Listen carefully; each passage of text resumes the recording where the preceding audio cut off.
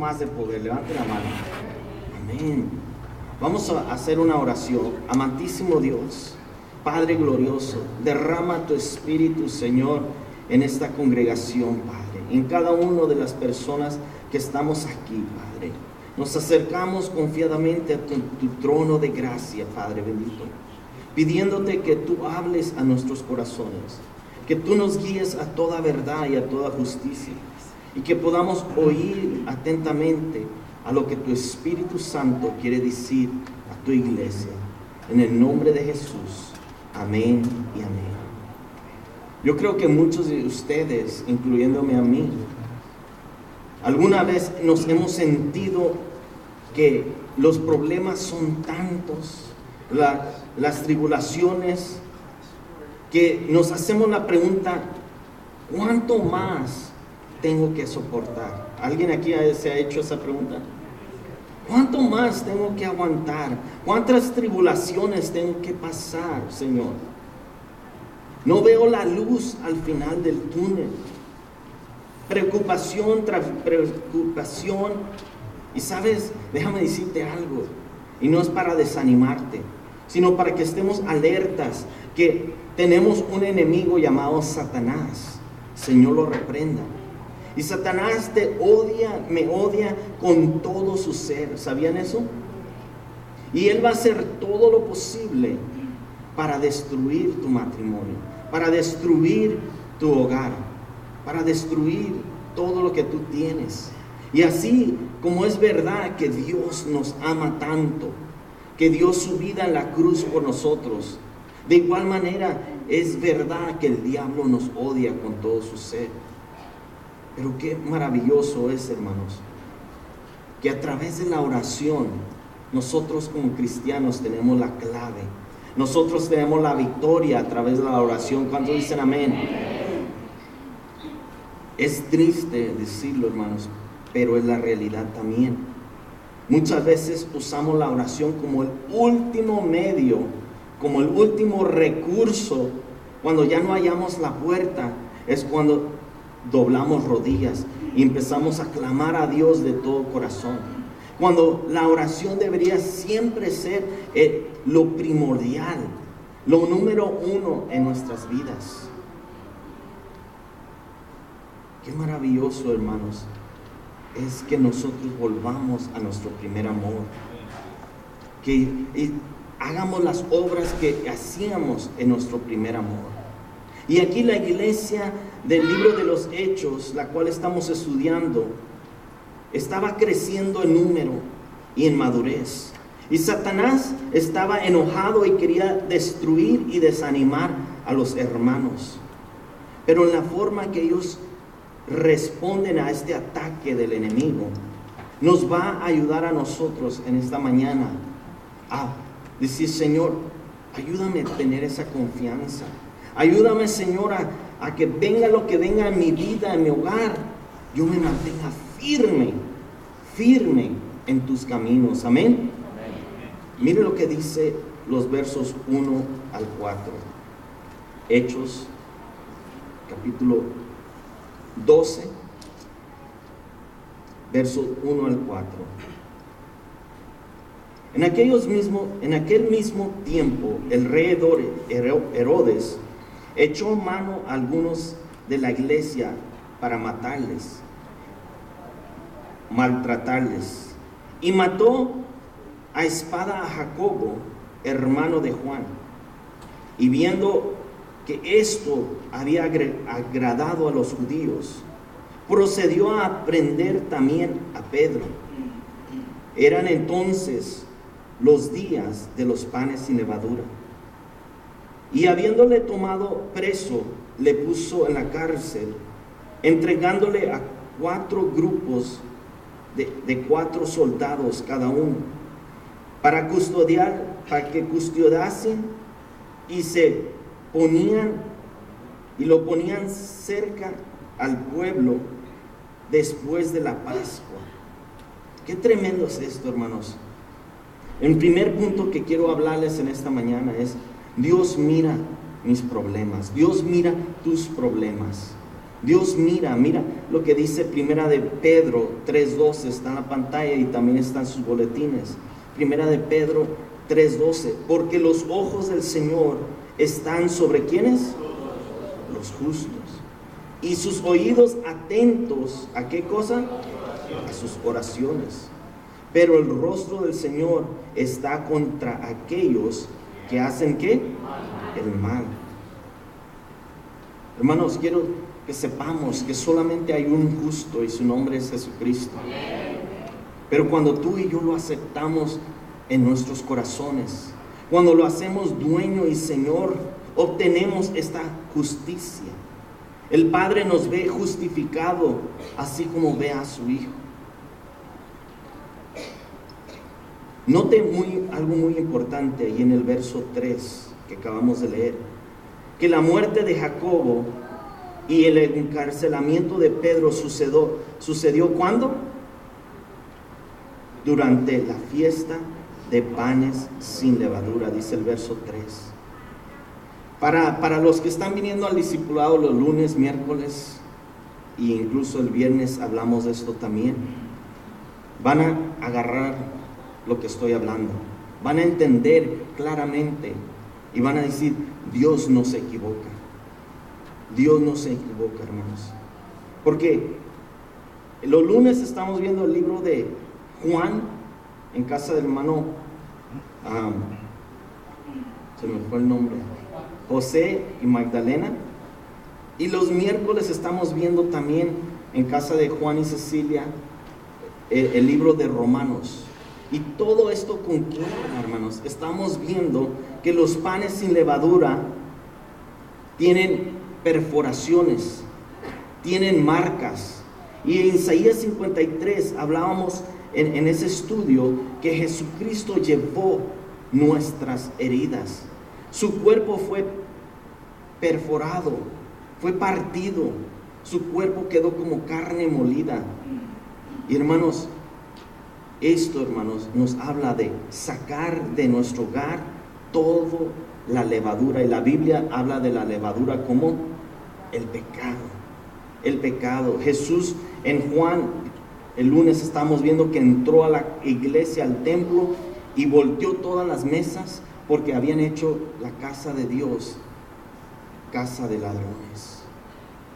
Estaban tomando ventaja y Jesús va y limpia la casa y saca todo esto. Y aquí me llama mucho la atención que esto sucedió en los días de los panes sin levadura. Jacobo, también conocido como Santiago, y Juan eran hermanos carnales. Y vemos que también otros dos de los discípulos de Jesús eran hermanos, Pedro y Andrés. ¿Recuerdan la historia? Cómo Andrés trajo a su hermano Pedro, Simón, a los pies de Cristo.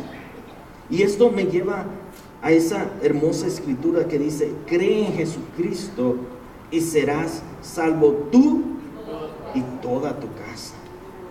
Cree en Jesucristo. Dios va a hacer la obra. Tal vez no sea en el momento que tú quieras, en el tiempo que tú desees, pero no dejes de orar por tus seres queridos. Dios los va a traer a sus pies. Vimos cómo Cornelio, hace unas semanas, invitó a toda su familia a oír el mensaje que Pedro hablaba. Y dice que antes de que Pedro terminara, el Espíritu Santo cayó sobre cada uno de ellos. Todos fueron salvos. En unas cuantas semanas vamos a ver cómo Pablo y Silas, estando en prisión, a la medianoche, en vez de quejándose, en vez de llorar y lamentar, ¿qué estaban haciendo? Alabando a Dios, glorificando el nombre de Dios. Aunque estaban en cadenas, aunque estaban en el calabozo, en lo más profundo, ellos estaban alabando a Dios. ¿Y qué sucedió mientras ellos alababan a Dios? Dice que hubo un gran temblor y las cadenas de todos los presos se abrieron, se soltaron, y el carcelero, por temor a ser torturado por el gobierno romano, dice que estaba a punto de quitarse la vida. Y Pablo le dice, no lo hagas, pues todos estamos aquí. Y el carcelero se maravilló y dijo, ¿qué tengo que hacer para ser salvo? Pablo le dice, cree en Jesucristo y serás salvo tú y toda tu casa. Pero la historia no para allí. Este carcelero llevó a Pablo y Silas a su casa esa misma noche y curó sus heridas, los golpes que ellos mismos le habían dado. Y dice que juntó a todos los de su familia, y mientras Pablo predicaba, toda su casa se entregó a Dios. Qué hermoso es eso, hermano. Cree en Jesucristo, dilo conmigo, cree en Jesucristo y serás salvo tú y toda tu casa. Jacobo y Juan también eran conocidos, regresando a nuestra historia, Jacobo y Juan eran conocidos como hijos de trueno. ¿Por qué hijos de trueno? No vamos a ir ahí en Marcos 3:17, usted apúntelo y léanlo en su casa. Cuando los samaritanos no querían recibir el evangelio, estos dos muchachos le dijeron a Jesús, Señor, ¿quieres que oremos y del cielo descienda fuego y consuma a este pueblo incrédulo? Y Jesús los mira y los dice, muchachos, ustedes no saben de qué espíritu son, porque yo no he venido a destruir, yo he venido a dar vida y vida en abundancia. En Lucas 9:51 al 59, estos muchachos eran demasiado sensibles. Y unos dicen que tenían mamitis. ¿Hay alguien que tiene mamitis? ¿Por qué? Porque en una ocasión fueron con su mamá y le dijeron, mamá, ruega por nosotros a nuestro Señor Jesús, a nuestro Maestro, y dile que por favor nos dé una posición cuando entre en su reino. Y allá va la mamá de estos dos muchachos y intercede por ellos. Y le dice, Señor, por favor, cuando te sientes en tu trono, dale a mi muchacho que se siente a tu mano derecha y al otro que se siente a tu izquierda. Y Jesús, en Mateo 20:20, los mira a estos muchachos y les dice, no sabéis lo que pedís. Y les hace la pregunta, ¿podéis beber el vaso que yo he de beber y ser bautizado con el bautizo con que yo soy bautizado? ¿Qué respondieron ellos? Podemos. No creo que realmente entendían el significado de lo que Jesús estaba hablando. A lo que Jesús se refería es de que ustedes van a morir como yo, maltratados, como mártires. E indudablemente eso es lo que pasó con Jacobo en esta historia. Lo mataron, lo asesinaron. Herodes cruelmente se deshizo de él. Lo interesante aquí es que Jacobo fue el primero de los discípulos en morir, mientras que su hermano Juan no fue el último en morir. Él fue el único que no murió como mártir.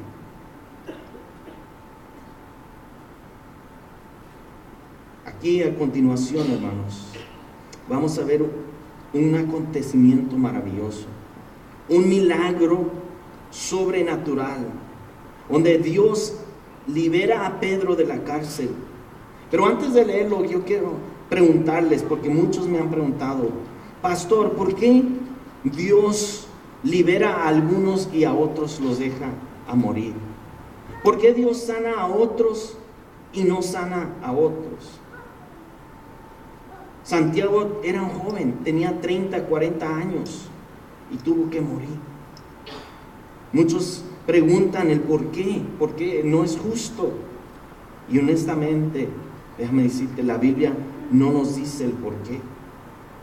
Nosotros no caminamos por lo que vemos, hermanos, ¿verdad que no?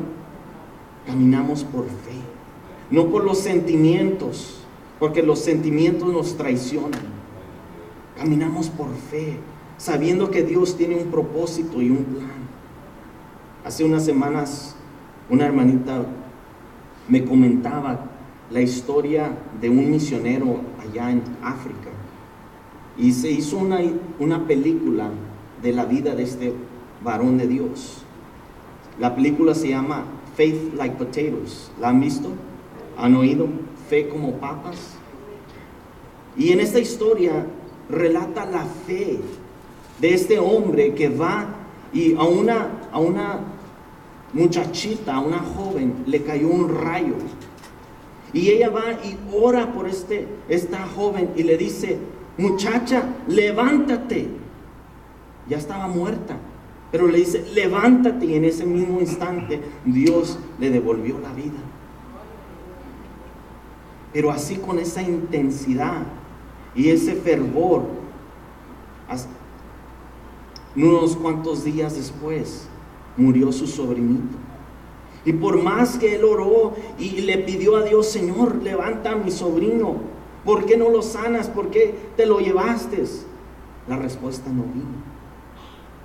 Y es algo cierto, hermanos. Los caminos de Dios no los entendemos en veces. Isaías dice: mis pensamientos no son vuestros pensamientos, ni vuestros caminos son vuestros caminos. Solamente podemos confiar en la soberanía de Dios y saber que Él tiene un plan maravilloso para nuestras vidas. Salmos 90, verso 12. Cuando lleguemos al cielo, hermanos, no vamos a decir: Señor, ¿por qué me levantaste? ¿Por qué me has recogido? Mejor regrésame a la tierra para sufrir más. No vamos a decir eso, hermanos. Vamos a decir: gracias, Señor, porque me has salvado y aquí estoy en tu presencia y ya no voy a sufrir. Cuando un ser querido muere, hermanos, y está en los caminos de Dios, cuando lloramos por Él porque nos duele, pero no tanto porque Él queramos que regrese, porque Él está o ella está en un mejor lugar, donde ya no hay sufrimiento, donde ya no hay tristeza ni dolor. Y aquí en este Salmo 90, verso 12 dice: enséñanos de tal modo, ¿a qué? A contar nuestros días, que traigamos al corazón, ¿qué cosa?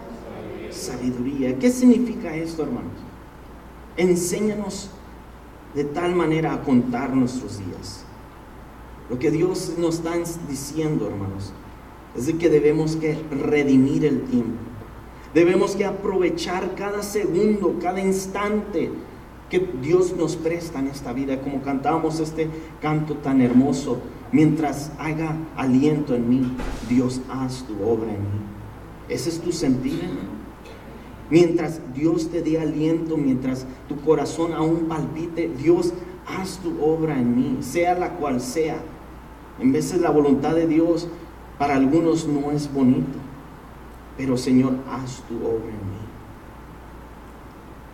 Qué hermoso que aprendamos, Señor, hermanos, a ser personas agradecidas, que aprendamos a apreciar la vida y todo lo que Dios nos da. Muchos creemos que vamos a vivir a los 90, a los 100 años, pero la realidad es, hermanos, que nosotros no sabemos cuándo Dios nos va a llamar a su presencia. Nos puede llamar hoy, nos puede llamar en 10 años, no sabemos. Pero lo que sí sabemos es que tenemos que estar listos para cuando el Señor nos llame a su presencia. Ya vimos el primer punto: Dios mira mis problemas. Ahora veamos el segundo punto: Dios escucha mi oración. Dilo conmigo: Dios escucha mi oración. Aquí en el verso 5 que acabamos de leer, mire lo que dice: así que Pedro estaba custodiado en la cárcel, pero la iglesia hacía sin cesar, ¿qué cosa? Oración por él, sin cesar. Los hermanos estaban orando durante 7 días, 24 horas al día. Esto se llama una cadena de oración. Se turnaban en orar por la liberación de Pedro. Dice allí que Pedro tenía 2 soldados custodiándolo, uno de cada brazo y otros 2 afuera.